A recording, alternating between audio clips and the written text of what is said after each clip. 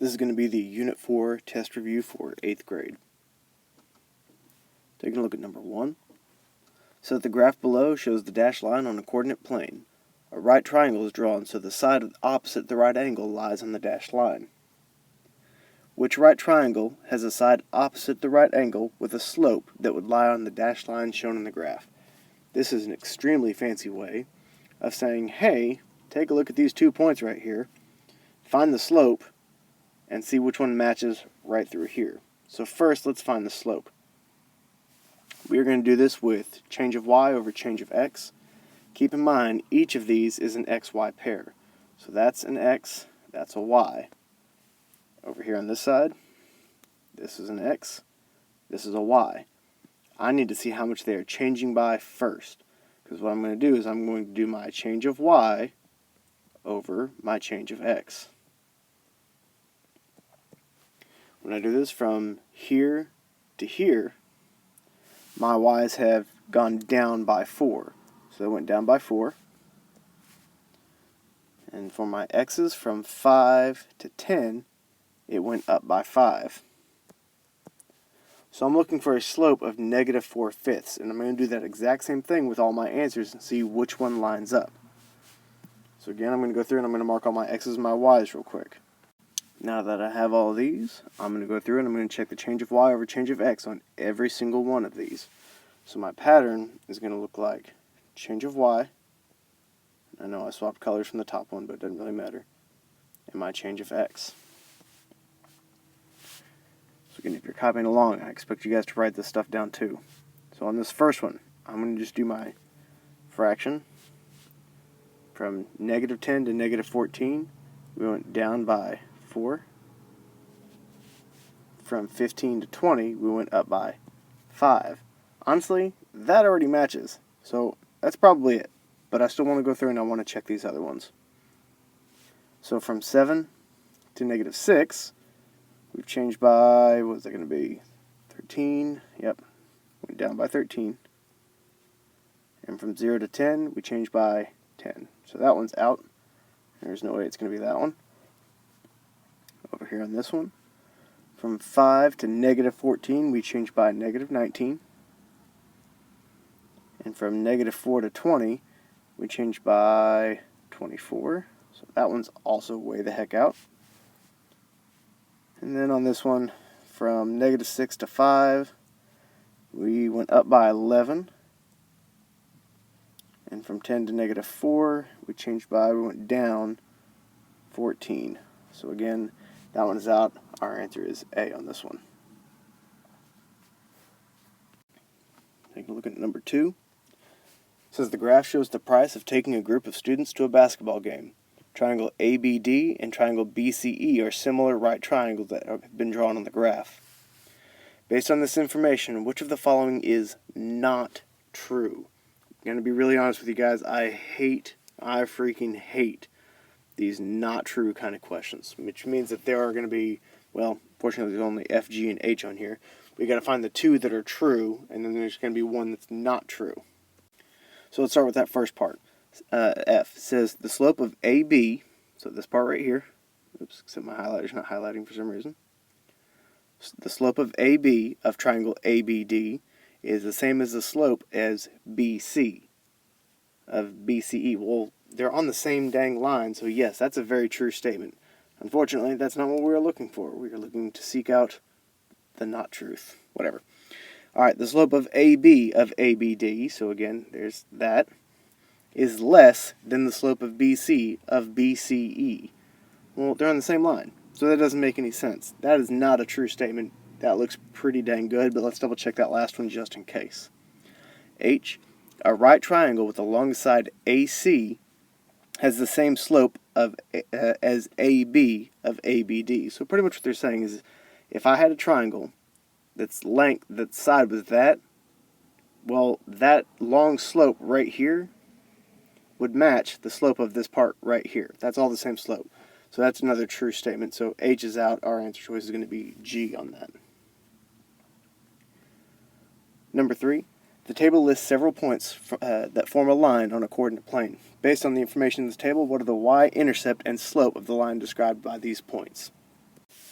On these, slope's going to be the easiest thing to find first. So here's my y, here's my x, and what we're going to look at is change of y over the change of x. So my y's right here all seem to be changing by 4. My x's all seem to be changing by 3. Well, that's not too bad. So now here's what I got to make really clear. Wherever x is 0, my y is my y-intercept. So I'm going to go ahead and mark that. That's my slope right there. That's what we just figured out.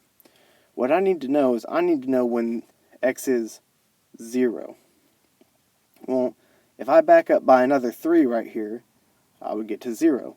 So what I'm going to do is, because I backed up right here by 4, I'm going to back up another 4. Well, 4 minus 4 is just 0, so my b, because that's this part right here, we figured it out, our b is 0. And just to clarify, our y-intercept is b, that's 0. And the slope is that m, which is going to be 4/3.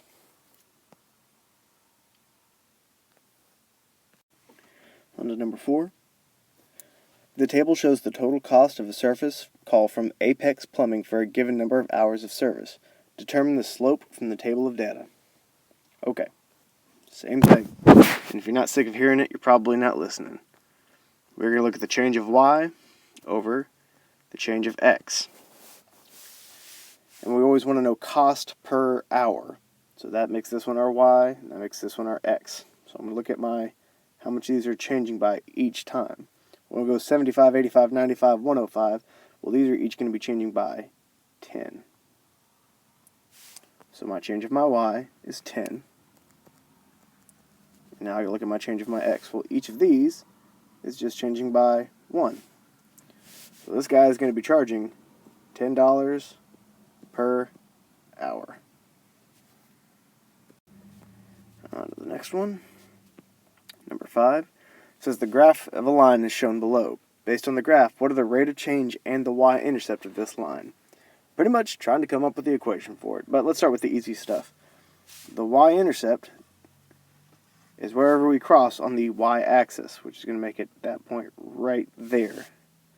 So my y-intercept is -2. That's the easy part.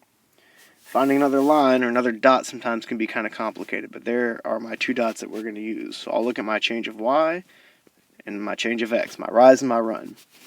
When that y changes by, looks like it changes by 3. My run is 1. So my slope is 3/1, which is just 3. Which is, I know it says rate of change, but rate of change, slope, all that, same darn thing. And just to be extra picky I'm going to go ahead and write out the equation for this. So it would be y equals 3x minus 2, because it's not that big of a jump. Taking a look at number 6. It says, what is the slope of the line that passes through the points m, -40, and n, 6. So, we got a couple of points. I'm going to call these x and y, x and y. And you'll never guess what I'm going to do. I'm going to look at that change of y and the change of x. So, from 0 to 6, we've changed by 6. And from -4 to 6, we went up by 10. 6 over 10 is not wrong, but I want to simplify it. Both of those are even numbers, so I'm going to cut them both in half. So 6 divided by 2 is 3. 10 divided by 2 is 5. That is a more accurate slope or rate of change or whatever they were actually asking for. Alright, number 7. The senior class is selling t-shirts for a fundraiser. The graph below shows the profit in dollars the senior class will earn based on the number of t-shirts sold. What is the slope of the line in this graph? Alright, pick 2 points. Any 2 points will do. I'm going to go with that one and that one. And I'm going to look at my rise, or my change of y, and my run. Do not count the number of boxes. For my rise, I went from 40 up to 80. So we changed by 40. For my y, we went from 15 to 20, so we changed by 5. So my change of y is 40, my change of x is 5, And 40 divided by 5 is 8. And that's all there is to that one. Alright, number 8. The table below shows the cost of travel by local taxi. Based on the data in the table, what are the slope and the y-intercept? So this is going to be a little bit tougher because they ask for the y-intercept as well. Or at the very least, they're asking for the equation. Let's start with what we are really, really good at. Change of y over change of x. So change of y, so again, this is going to be my y column, this is going to be my x column. And we're looking at change of y over the change of x. Alright, between $14.30 and $16.80, we change by $2.50. And I've kind of cheated, and I'm going to go ahead and let you know that each of these changes by the same amount. Those are all changing by $2.50. So now I'm going to look at my x's. These are all changing by 2, which is simple enough. So 2, 2, 2, 2, 2. So now if I cut my $2.50 in half, we're talking about $2.50 divided by 2 is going to come out to $1.25. That is my slope. Now what I got to do is I've got to figure out what my y-intercept is. There are multiple ways to do this part, but what I need is my x to be 0. These x's are all counting back by 2's. So I think I'm going to show you in this video what will work for a lot of you guys. There are multiple ways to do it. In fact, there are easier ways to do it, but I think this is going to make the most sense to you guys, or to a lot of you guys. So I'm going to count backwards in my x column. So 6, and then we're going to go to back by 2 would be 4, back by another 2 would be 2, and then I would be at 0. Because what I'm doing is I'm counting backwards. From 6 to 4, I change by 2. I keep changing by 2 on each of these. And I need to know what my y is going to be when I back up that much. Well, if I'm backing up by $2.50 each time, I'm going to have to back up that one time for my 4, back up for my 2, and then all the way back to 0. So each of these, just to clarify, is going to have to change by $2.50. So I'm going to start at that $14.30, and I'm going to back up by $2.50 3 times. Well, $2.50, $2.50, and $2.50 is going to come up with a 2, 4, 6, 7, that's $7.50. So I've got to back up by $7.50 from $14.30. So if I'm going to take that off, I'm just going to do it one step at a time instead. So if I backed up once, that would be $11.80. Now I'm going to take off another $2.50. That puts me at $9.30. I'm going to back up another $2.50. That puts me at $6.80. And that, because that lines up with 0, is going to be my y-intercept. So if I want a full-blown equation, so just to clarify, that's my 680 that we just got for the y-intercept. That slope is $1.25. That's supposed to be an arrow. And my full-blown equation would be y equals 125 x plus 680. On to number 9. This is the graph of the linear function is shown on the coordinate grid below. What are the slope and y-intercept of the function shown in this grid? Start with the y-intercept because it's nice and easy. There's my y-intercept, a positive 4. So my y-intercept is going to be positive 4. That's my b, however you want to phrase it. Now my slope, I've got to pick 2 points. Looks like all these points are pretty easy to read, so I'm just going to use a simple one. I'm going to use one right there. There's my rise, there's my run. We change by 1 on each one. So my rise, we drop down 1. Oops, I hate it when my iPad messes up. Drop down 1, went over 1. So it's just negative 1 over 1, which is, negative 1. So my slope is negative 1. So I'd have y equals negative 1 x plus 4 for my full equation. On to number 10. Jax is at the gym about to lift weights. He finds the bar already has weights on it, but some are not labeled. When he lifts the bar, he notices the left side is lighter than the right side. Which of the following is a possible value of the unknown weights x on the bar? Well, I know you don't have multiple choice here, so we're just going to figure this out for ourselves. Well, he said the left side is lighter than the right side. That's our equation right there. And it's not going to be or equal to, because if it was or equal to, the thing would be balanced. The left side is clearly lighter. So I'm going to write this out as an equation. Well, here I've got, let's see, 1, 2, 3, 4, 5, 6 x's. I've got 6x on the left side plus that 5 less than, well, I've only got 1x here, and I've got 15, let's see, 15, 15, 15, and 15. Well, that's a total of 60 right there. That all adds up to 60, so I have a plus 60 over here. And I want to know what each one of those x's could be. So I'm just going to solve this thing. Draw my line down the middle, except I didn't draw a line. Hang on. Now that kind of looks like a line because I opened up a text box instead. I always tell you to start with the smaller variable, so I'm going to subtract x on both sides. These two will cancel out.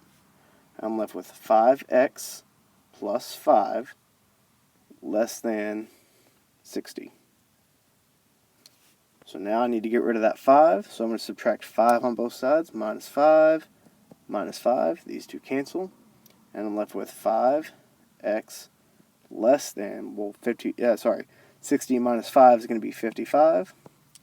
And final step, draw the line again, or continue the line, however you want to look at it. We've got to divide both sides, because I want the x completely by itself. Both sides divided by 5, and I have x is less than 11. And what that means is it means that each one of those x's on this little bar, each one of these things has to be less than 11 in order for that bar to not be balanced and to have the left side lighter than the right side. Number 11 says Kyle recorded the lowest daily temperatures for each of 5 days in a week, which shows the days in order from the coldest temperature to the warmest temperature.